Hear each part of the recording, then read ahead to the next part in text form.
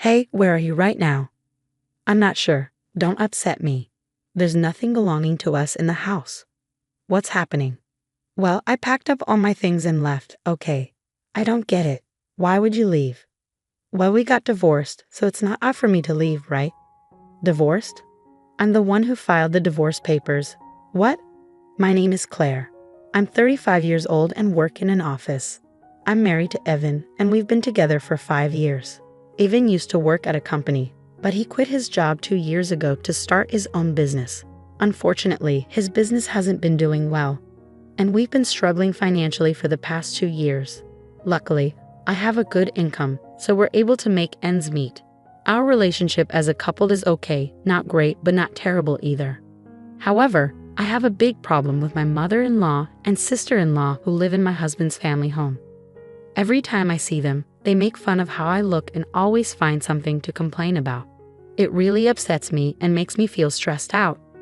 My in-laws' house is only a 10-minute drive from our apartment, so my husband often wants to visit them. When we first got married, I went along with it to please my husband, but lately I've started to stand up for myself because their behavior has become too much to handle. Even when I try to stand up for myself, my mother-in-law and sister-in-law don't stop. They always find ways to ask me for money.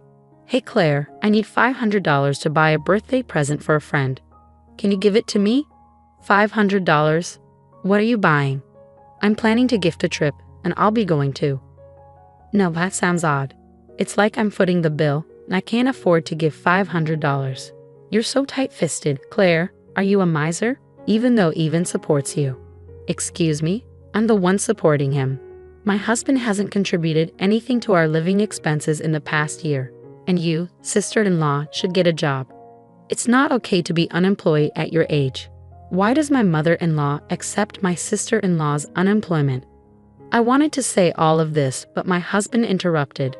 Hey Claire, I have a friend's birthday coming up. I want to buy a present, so could you give me $500? You really understand, Evan. You're a good son. Then can I also get about $300? I need it for something. I wasn't sure. It's okay, Claire. You should have about $300 in your wallet, right? Come on, give it to her quickly.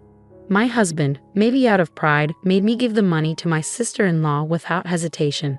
And then he started saying confusing things like, thanks to me, we can live this luxurious life. I couldn't understand why my husband was acting this way lately. During the car ride home, I confronted him.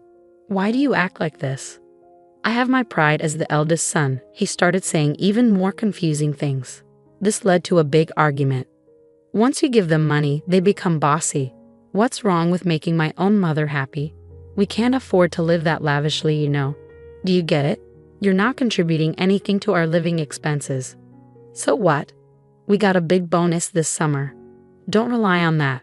That money is for savings. Since then, my husband and I have been constantly fighting. How can he act so arrogantly when we're struggling financially? Why does he always have to be in a position of power over me?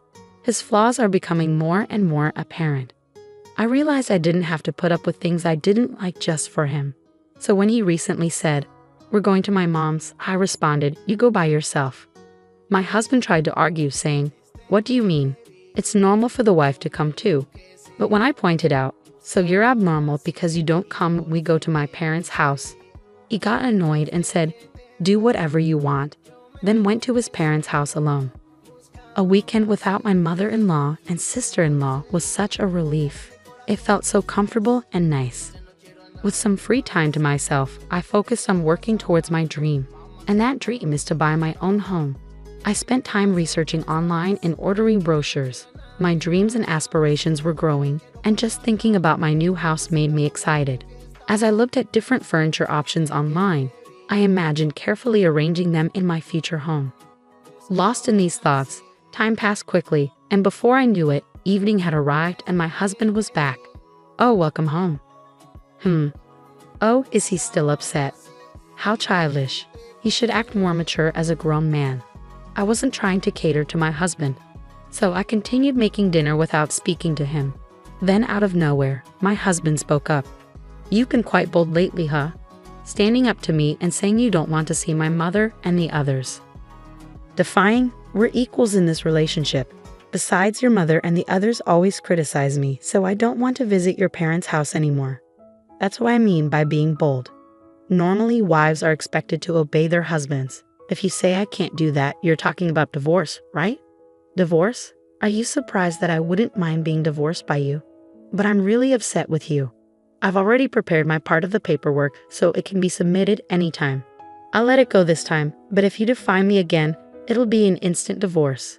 Think about that. With that, my husband smirked and ordered, I'm going to take a bath. Hurry up and make dinner. Once I confirmed he was in the bath, I couldn't help but feel relieved. Yes, now I can end things with that man whenever I want. I cooked dinner happily. From then on, I worked hard to save money. I was almost ready to make the down payment.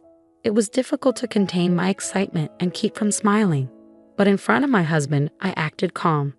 Finally, I bought a house in my own name. All that's left is to get a divorce after the house is ready and leave the home I share with my husband. I started packing my belongings little by little without my husband noticing and sent them to my parents' house temporarily. I had told my parents everything, and they understood my situation. Finally, the house was finished. When my husband went to his parents' house as usual on the weekend, I moved all my things to my new home. The new house is very comfortable, and both the inside and outside are just as I imagined. As I enjoyed the pleasant scent of a new home all day, my husband called me that night. Hey, where are you? Well, where do you think I am? Don't play games with me. There's nothing left in the house. What's happening? Well, I packed up all my stuff and left. What? I don't understand. Why would you do that? Well, since we're divorced now, it's not unusual for me to move out, is it? Huh? Divorced? I already filed the divorce papers. What? We're not together anymore. Don't try to fool me. I won't accept that. But you were the one who said we could get divorced whenever. As a businessman, you should stand by your words. Anyway, this is the end for us. With that, I hung up the phone. Finally, I was free from my husband. That night, I slept peacefully. Living in my new home was so comfortable, and every morning, I woke up feeling refreshed. Today, I decided to invite my parents over to my new home for the first time. As I was cooking alone in the kitchen, my parents arrived with a bottle of celebratory sake. They were both surprised and impressed by my new home. And then the three of us raised our glasses for a toast. Even though it was a bit early, we started celebrating. Suddenly, the doorbell rang. Huh? Who could it be at this hour? When I checked the intercom, I saw my ex-husband, ex-mother-in-law, and ex-sister-in-law standing there. Why are you here? From now on, my parents and I will be living here. My father is in the hospital right now, but when he's discharged, he'll also be living here. Please leave immediately. No way, that's absurd. Why should I do that? Please leave my property right now. Then my ex-mother-in-law stepped forward. You cheeky girl, listen. What's yours is mine. If you understand, open the door. What are you talking about? I'm single now. Huh? Didn't your son tell you? We've already filed for divorce. We're strangers now. Upon hearing this, my ex-mother-in-law and ex-sister-in-law looked at my ex-husband. He seemed to be explaining something to them, although I couldn't see clearly on the intercom screen. He was probably saying something like, I don't accept this. I told them, anyway, you can't enter this house. Please leave, and hung up the intercom. As my ex-husband continued shouting at the front door, demanding to talk, I was at a loss for what to do to make him leave. Then, to my surprise, a police car pulled up in front of my house, and they took my ex-husband into custody. From inside, I could hear my ex-husband protesting and struggling as the police pinned him to the ground. It hurts. Why is this happening to me? Meanwhile, my ex-mother-in-law and ex-sister-in-law stood there in shock upon learning that their son was divorced. They weren't arrested, but they were escorted away in the police car. After watching my ex-husband and his family being taken away, I returned inside the house, wondering who had called the cops. Then, to my surprise, my father made a peace sign. In situations like this, you call the police immediately. Trust your always calm dad. We continued our party with another round of drinks. As for how my ex-husband found out where I live, it turns out he followed me home from work because he admitted to stalking me. If he shows up again, he'll be arrested on the spot. With his timid personality, it's unlikely that he'll come near this house again.